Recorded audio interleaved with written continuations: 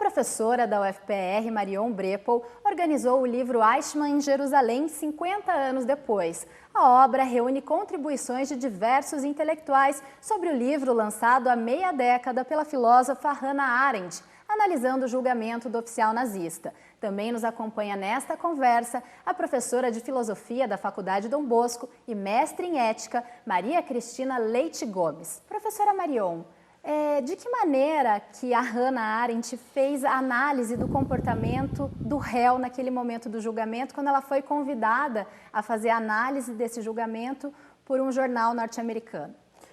Bom, em primeiro lugar, quero agradecer pelo convite, a oportunidade de falar ao público e divulgar esse livro que foi feito num momento, na minha opinião, muito propício, porque comemorou não só 50 anos do julgamento, como quase que do próprio livro, né? Ela fez o livro um ano e meio depois do julgamento.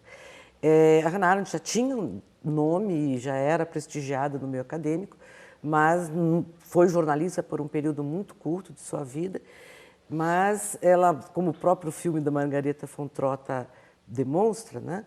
Ela na realidade quis participar de uma forma mais ativa assistindo esse julgamento. Então, dessa forma, um pouco ela se ofereceu ao jornal New Yorker e o jornal New Yorker achou que seria extremamente interessante, dada o renome, né, a reputação de que ela gozava no meio acadêmico e político no que se refere à discussão do totalitarismo.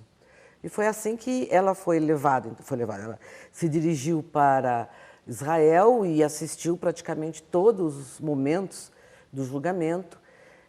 Eichmann tinha se refugiado na Argentina, era um dos oficiais que tinha escapado de Nuremberg, do julgamento de Nuremberg, e ela então, ele foi, por uma organização judaica, levado, né, sequestrado mesmo, da Argentina para Israel e foi julgado lá, onde foi condenado.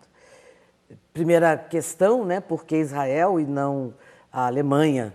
Ele era nacional de lá, ou a Argentina, onde ele estava, ou um tribunal internacional.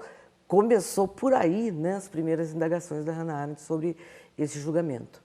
E o ponto central das suas conclusões, daquilo que ela evidencia, é exatamente o fato que causou muita estranheza da sua constatação de que Eichmann não era um ser monstruoso, um psicopata, ou uma pessoa que agia por uma convicção fanática, mas, ao contrário disso, era um homem absolutamente normal. Agora, a Hannah Arendt, professora Maria Cristina, ela também apresenta esse tipo de comportamento, um comportamento comum nos regimes totalitários, né? Essa questão da banalização do mal. Por quê? O ponto da banalização do mal é essencial para entender a obra do Eichmann, para entender o pensamento de Hannah Arendt nesse ponto. Eichmann é um sujeito normal. Eichmann é o nosso vizinho, é o camarada da padaria ou da banquinha de jornal. Ele é absolutamente comum. Um sujeito que cumpre as ordens que são dadas. O totalitarismo leva o sujeito a parar de pensar? Sim, mas não só o totalitarismo. A nossa sociedade é marcada por essa falta de participação e de pensamento. As pessoas não se comprometem. A banalização do mal, ela está cada dia mais presente, ela é mais visível na nossa sociedade. E foi esse ponto que tornou, não o livro, o texto da Arendt tão mal visto, mas a própria pessoa da Hannah Arendt mal vista pela comunidade internacional. Como é que ela pode dizer que ele não é um monstro, mas que ele é um sujeito como qualquer um? O filme é muito interessante, o Hannah Arendt, da Margareta von Trotta. Ele mostra o Eichmann dizendo o tempo todo: eu cumpri ordens, eu cumpri ordens, eu cumpri ordens. Cumprir ordens é suficiente? Não, não é suficiente. Agora, professora Marion, esses foram alguns dos aspectos, mas a Hannah, ela também faz uma análise do trabalho da defesa e da acusação, né, durante o julgamento. O que ela percebe? Ela já inicia desde o início, o primeiro capítulo se chama Casa da Justiça, casa onde se faz justiça. E ela já começa, ela tinha muito senso de humor, ela até certo ponto um pouco sarcástica, ela começa dizendo, é um julgamento que todos já sabiam o final, então não precisava haver julgamento. Esse é o primeiro ponto. Segundo, que para o período foi um acontecimento mediático, então você tinha os holofotes da imprensa internacional, né, da mídia internacional. Na época, a televisão estava começando a existir no mundo inteiro e isso foi filmado. Para a época, era um julgamento filmado para público internacional, algo novo, portanto, né, relativamente novo. Já se inaugurou em Nuremberg, né, mas ali também era algo mais forte, porque ocorria no Estado de Israel, cuja população foi a principal vítima do Holocausto, né? E então isso chamou a atenção da Hannah Arendt. Por quê? Porque tanto a defesa como a promotoria estava profundamente influenciada ou tomada por esse ato mediático, né? Se queria ouvir uma determinada sentença, sim, mas além da sentença, também a descrição dos fatos, evidenciar ou colocar em público as vítimas, a narrativa das vítimas. Há um caso verídico, né? Pelo menos um, em que a pessoa está fazendo seu depoimento, ela desmaia, porque ela começa a se lembrar do que aconteceu em Auschwitz, se não me engano. Bem, enfim, um dos campos de concentração, não me recordo ao certo. Mas, enfim, tudo isso é profundamente passível, né, de influenciar um julgamento, de mudar, digamos assim, alguma posição. E, para além disso também, havia um interesse dos governos, tanto a Alemanha quanto Israel, de fazer uso, né, desse julgamento para finalidades políticas, e políticas eleitorais, ou políticas de afirmação do Estado de Israel, ou até de exorcização da culpa da Alemanha, né? Então, pronto, Eichmann foi o último capturado, o nazismo, os criminosos nazistas já não estão mais aí. Então, havia interesses políticos também que, obviamente, comprometem, né? Afinal, juízes, promotores e advogados são seres humanos como nós, né? E nós também nos deixamos tomar pela emoção da mídia, pela emoção da visibilidade que a mídia nos dá. Durante todo o desenvolvimento do pensamento da Hannah Arendt sobre a obra, sobre o Eichmann, essa ideia de jogar a culpa para o Eichmann e tirar de todo o resto. E ela vai tocar muito nesse ponto. Não, peraí, Eichmann é um laranja. E o restante da E o sociedade, resto? né? E onde é que estava todo mundo?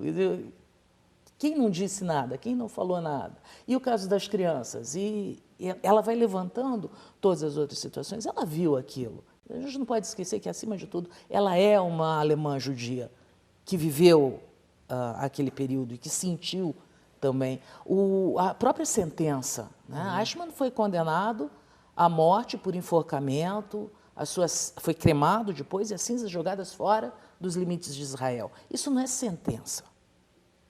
Né? Isso é mostrar para o mundo, não mexam, não façam, porque senão nós iremos agir assim. E é muito interessante que a gente vê em julgamentos hoje esse mesmo tipo de visão midiática e essa mesma vontade de achar o culpado como se aquele culpado fosse resolver todos os problemas. Adorno disse que se nós esquecêssemos Eichmann, se nós esquecêssemos Auschwitz, Auschwitz se repetiria. E nós estamos vendo exatamente essa possibilidade de repetição de uma estrutura totalitária acontecendo hoje. O primeiro Museu do Holocausto do Brasil fica em Curitiba. São 700 metros quadrados com relatos, documentos e objetos que relembram um dos momentos mais tristes da história da humanidade. E aqui é uma capa de um livro infantil. Uma professora conta para os seus alunos de 4, 5 anos essa historinha, o fungo venenoso. Então imaginem, uma professora chegar na escola e contar para os seus alunos quem é o fungo venenoso? O judeu. Escutar uma explicação como esta, nos dias de hoje, é assustador.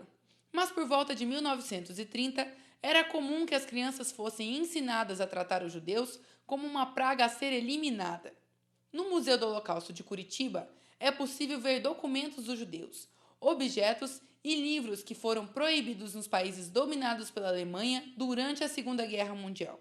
Nas paredes, fotos e placas com fragmentos de história. Tudo isso leva estes estudantes a uma viagem no tempo, que dificilmente seria tão real em sala de aula.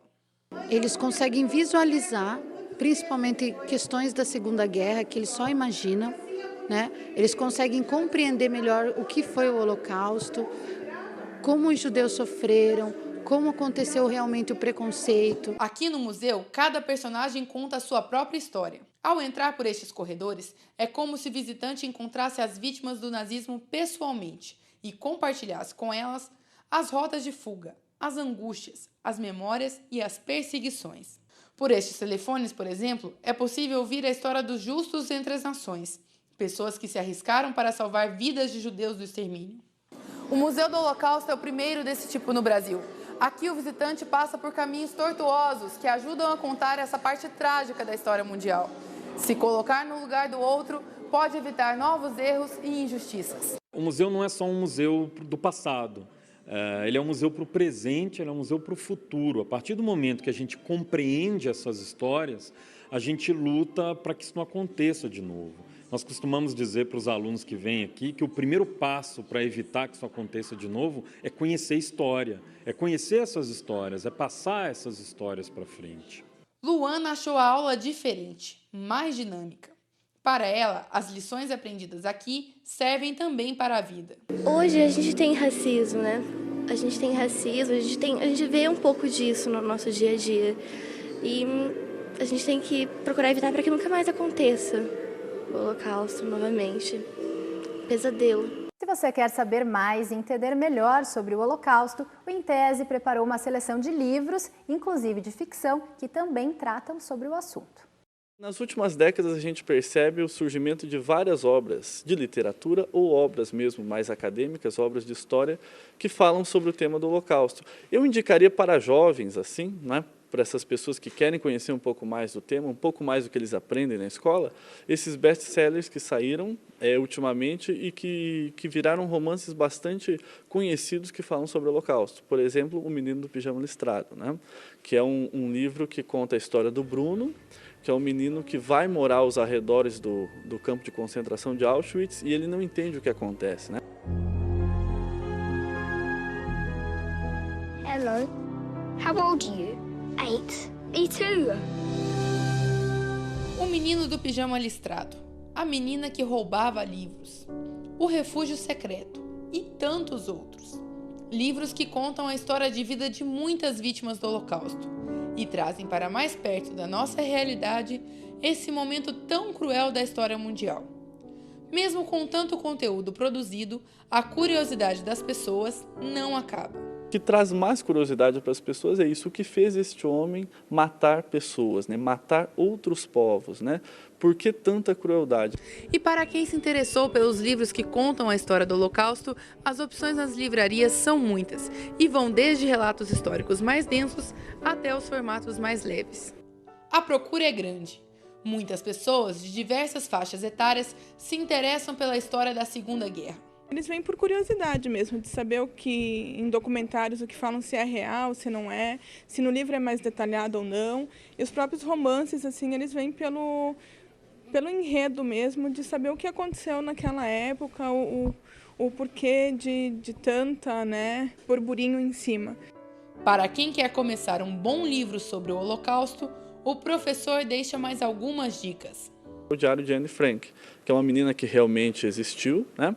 Seus pais eram judeus e ela foi levada para o campo de concentração junto com seus pais. De lá ela foi separada dos seus pais e aos 16 anos ela morre. E um livro que surgiu em 2005, que não é tão comentado, mas que muitos jovens compraram na época, é um livro que é uma espécie de uma história em quadrinho, né, uma caricatura dos judeus dentro do campo de concentração.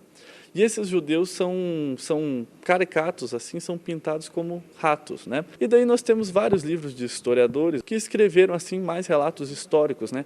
Pesquisando as fontes históricas da época, entrevistando pessoas que viveram nos campos de concentração ou investigando as cartas dessas pessoas, que era muito comum eles deixarem cartas para os seus parentes, né? Então muitos historiadores com esses documentos escreveram obras relatando como era a vida dessas pessoas dentro dos campos de concentração. Bom, professora Marion, no primeiro bloco a gente falou sobre alguns aspectos da obra da Hannah Arendt, que deu base para o livro que a senhora organizou. E agora, nesse segundo bloco, eu queria falar sobre um aspecto em especial. Ela fala um pouco sobre o direito internacional, até porque ela teve a oportunidade de acompanhar o julgamento do Eichmann. Que apontamentos que são importantes que ela faz, que nos trazem informações até para os dias de hoje? Ela não foi jurista, ela foi filósofa, teórica, política, como ela gostava de dizer, se sentia mais à vontade dizendo isso, mas ela orientou professores, pesquisadores na área de direito, dentre os quais eu gostaria de citar o Celso Laffer, é o único brasileiro que foi orientado pela Hannah Arendt e que, inclusive, abre essa coletânea, né? E ele mostra com toda a propriedade como a obra dela foi importante para deliberar no direito internacional a respeito de crimes de genocídio. E nós temos, depois do Holocausto, diversos episódios vinculados, associados ao genocídio.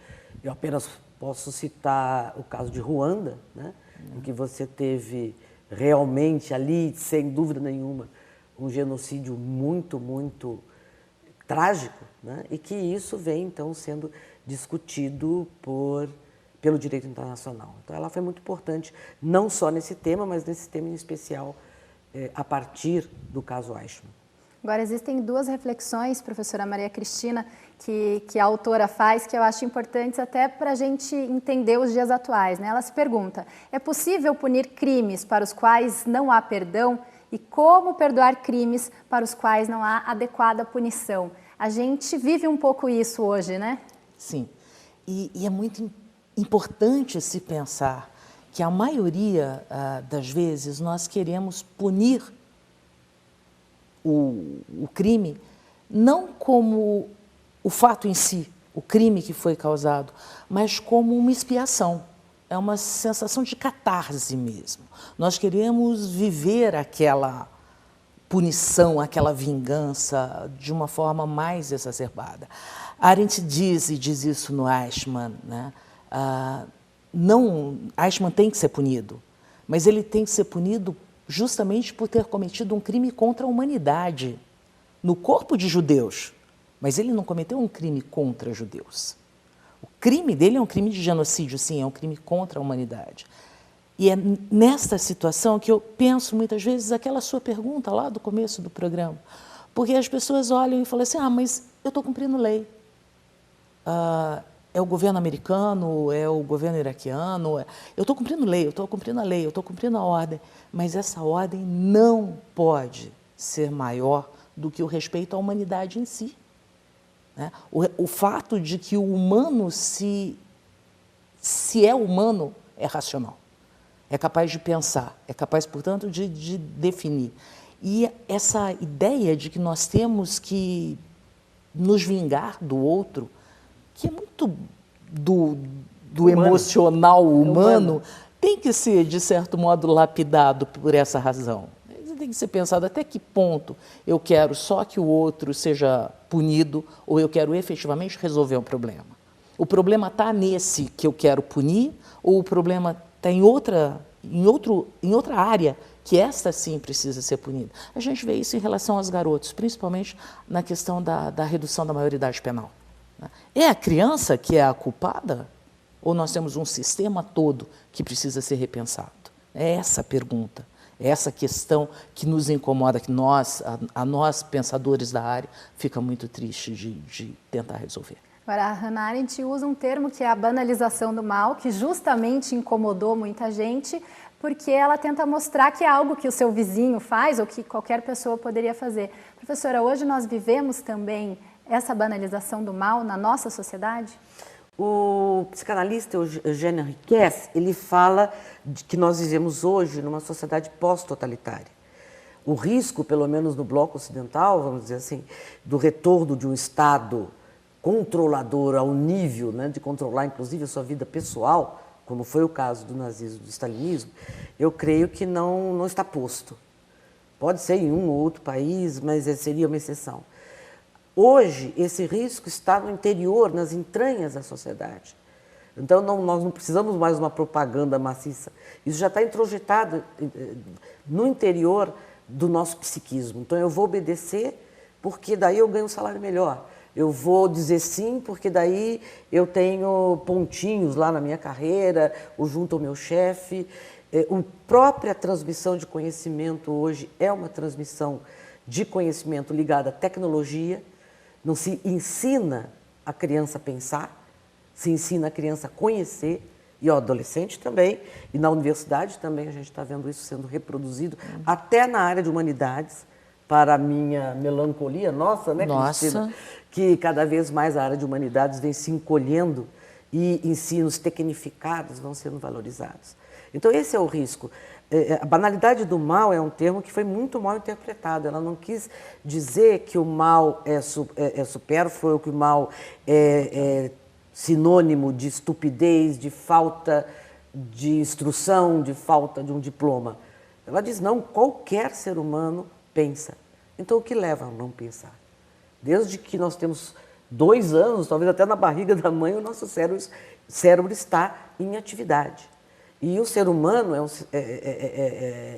uma espécie que tende ao vínculo social, que quer o vínculo social. Então, o que ocorreu? Porque naquele momento, e também na vida que percorre o século XX, chegando ao século XXI, o conhecimento está sufocando o ato de pensar. Para dizer que um dos legados do pensamento arendtiano é justamente dar essa importância do pensamento, da reflexão, lembrar que o humano, antes de tudo, é um ser que precisa pensar? Sem dúvida, sem dúvida. É a terceira fase da vida do espírito. Que é o livro dela. Que é o livro dela. A última obra dela é justamente a questão do pensar e do julgar. A importância que existe, tanto no julgamento quanto na ação, né, que é próprio do humano. E que é magnífico nesse livro, não se trata do julgar do legislador. Sim, é o julgar interno, a nossa capacidade. De cada indivíduo. Que fica acima daquilo que é posto como lei, regra, ordem. Qualquer coisa. Agora, professora Marion, para finalizar, o livro que a senhora organizou traz como frase, o subtítulo é 50 anos depois, né? 50 anos depois, o que fica dos apontamentos da Hannah Arendt para a nossa sociedade refletir sobre o momento em que a gente vive? Eu também digo aos meus alunos, não sei se a Cristina está de acordo comigo, que, na minha opinião, a Hannah Arendt é uma nova episteme, né? Ela propõe uma forma de pensamento que não está à esquerda e à direita, que não é mais, enfim, depois do fim do socialismo soviético quanto tal, depois da queda do Muro de Berlim, não por acaso, aí ela começa a ser apropriada de uma forma mais saliente, de uma forma mais quantitativamente expressiva. Ela está sendo traduzida no Japão, ela está sendo traduzida em vários países onde ela praticamente não era conhecida, né? Então fica aí o desafio. Eu não posso ter certeza do que vai acontecer daqui 20 anos ou 30 anos, mas eu penso que é um sistema filosófico que traduz uma grande novidade histórica, né? E que, ao mesmo tempo, reflete a insuficiência da gente pensar com as ferramentas com as quais nós pensávamos no século XX. Então, eu acho que os 50 anos depois não é só do livro do Eichmann, mas é também um convite a pensar diferente. E pensar juntos, né? A pensar de novo. E pensar de novo também. Professoras, o Intese agradece a participação de vocês. Obrigada. Eu que agradeço, né? Eu agradeço também poder ter vindo. Poder conversar com uma pessoa tão agradável. Obrigada. Cristina e Aline, né? Muito obrigada. O Intese desta semana falou sobre o livro Eichmann em Jerusalém, 50 anos depois, organizado pela professora Marion Brepohl. O livro está disponível no site da editora UFPR e nas livrarias dos campus da Reitoria e do Centro Politécnico.